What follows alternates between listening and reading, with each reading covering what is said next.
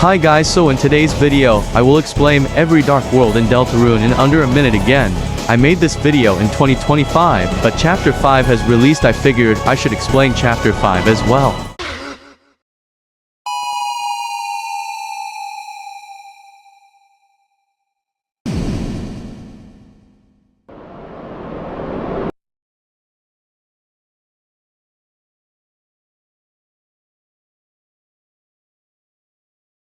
So let's start off with Chapter 1's Dark Worlds. Yes, you heard me right, there are more than one dark world. The first one is a castle town located in the supply closet. This is where Ralsei was staying, waiting for the two heroes of the prophecy to show up, which if you don't know already are Susie and Chris. Castle town is pretty empty for now, so let's move on to the Card Kingdom. We enter the Card Kingdom through the Great Door in Castle Town, which is most likely a spare door connecting the supply closet and the spare classroom. This world seems to be a medieval society with three kings until the knight showed up, imprisoning every king apart from the Spade King. The king's son Lancer acts like the antagonist, but is terrible at acting like it. The kingdom is split into four different areas, that being the Field of Hopes and Dreams, the Great Board, the Scarlet Forest, and the Card Castle. The Dark World is based off board games and cards because the spare classroom is filled with them.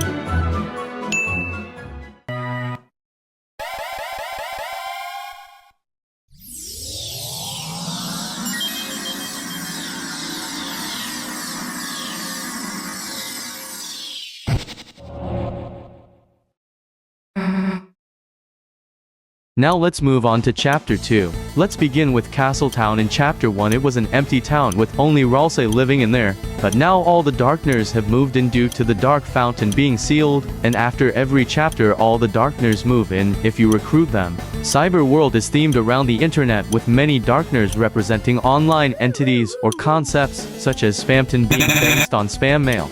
This whole dark world resides in the computer lab in the library, and Noelle, Birdley, us, and Susie, because we were studying the group project with Noelle and Birdley arriving before us and Susie. This dark world has many areas, but the most significant are the Cyber Field, the Cyber City, the Cyber Heights, and the Queen's Mansion, also known as Pandora Palace. The villain of this dark world is Queen, whose intentions are to capture the Lightners, bring world domination through an empire, making multiple dark worlds, which she doesn't know will cause the roaring, as she is just copying what the Knight will do.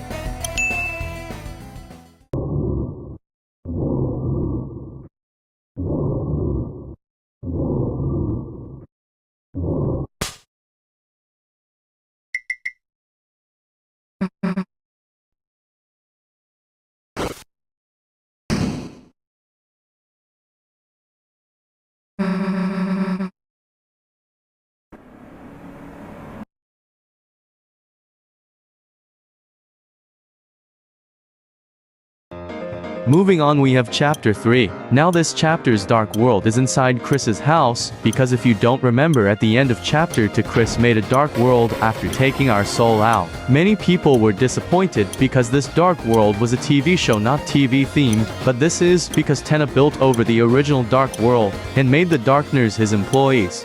Most of the chapter is spent in the game boards, so there are less main areas unlike the other chapters, but either way I will say them anyway.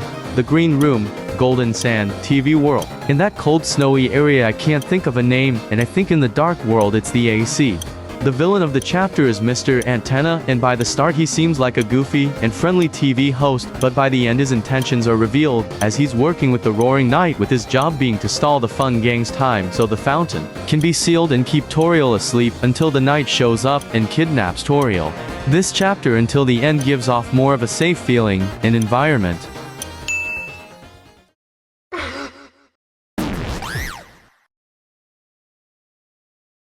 Let's move on to Chapter 4, which will be the final chapter for this video. This chapter has a whopping 3 dark worlds, so let's dive into the first one. This dark world feels more mysterious and unsettling from the very beginning, and it's located in the church, giving it a more somber atmosphere, but also shows the actual prophecy, making Ralsei act stranger and making Chris and Susie be curious.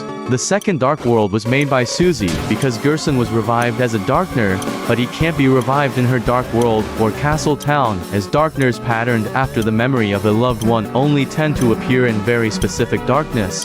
The third Dark World was made by probably the Knight, and is made in the hall of the church where church service is held, with it sharing similarities with Susie's Dark World, with them being more aggressive versions of the previous Dark World, with this Dark World being where the Knight causes the roaring and thus making a Titan.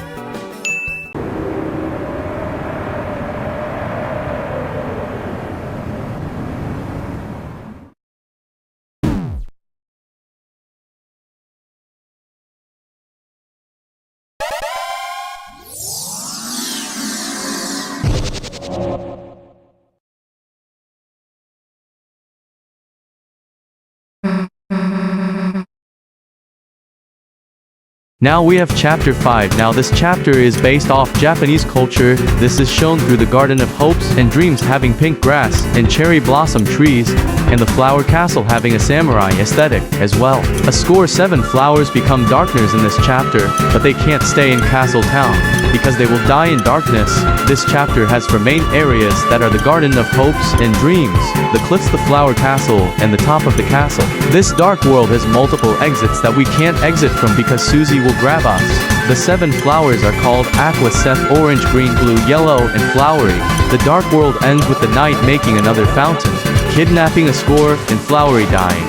This chapter's dark world contrasts heavily with all 3 of chapter 4's dark worlds, with this one being incredibly lighthearted and easy to see. This might be due to Ascor's heat lamp in his room. The Darkners are the objects in Ascor's shop, like the Shearies being shears, and the Floridans being sticky notes.